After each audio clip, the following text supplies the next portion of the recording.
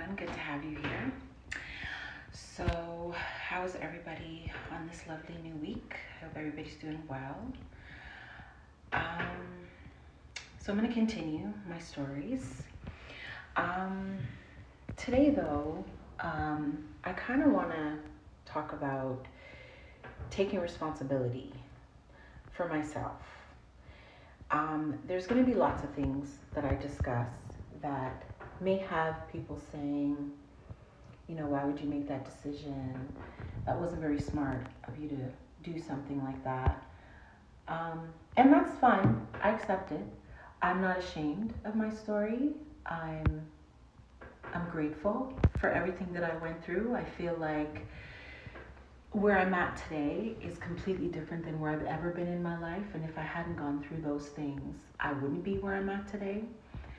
But I think it's important that I let you know before I get into these stories that how I grew up, I was in a very loving home. I had two parents who didn't really get along a lot of the time, but individually they were both extremely loving parents. My mother was the best. She took very good care of me and my siblings. But the one thing that I did witness growing up was, abuse against my mother, not just physical abuse, but emotional abuse. And my mother was old school. So she was one of those Jamaican women who took care of her home, took care of her kids, and really didn't take care of herself. She left herself last in everything.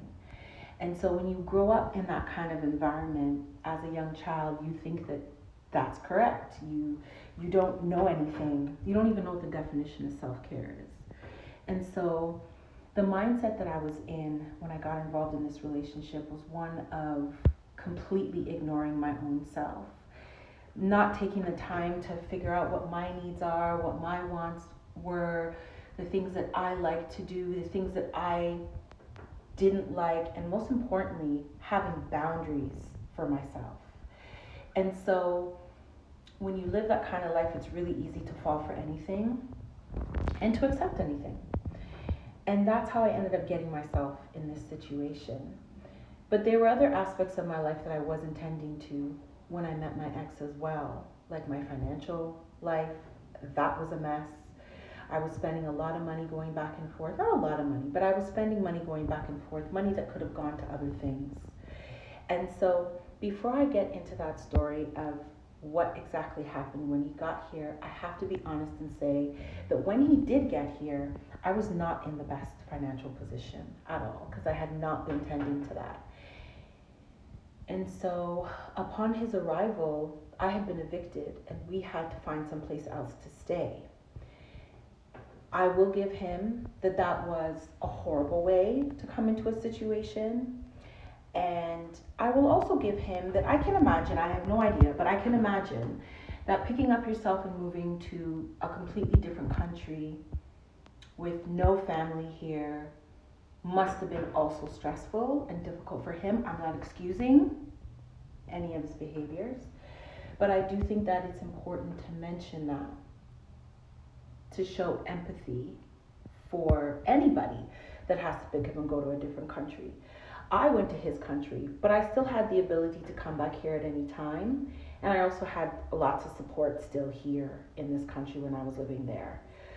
So with that being said, and that out of the way, I hope it helps provide context for the rest of the stories that I talk about on here, so that you can understand that for everything that ever went wrong, I was not the same person I am today. I would never accept those things, but back then, acceptance of those things were somewhat normal to me. So I'll continue the story of when he arrived in my next video. But remember, God did not put you here to be beat up by anybody.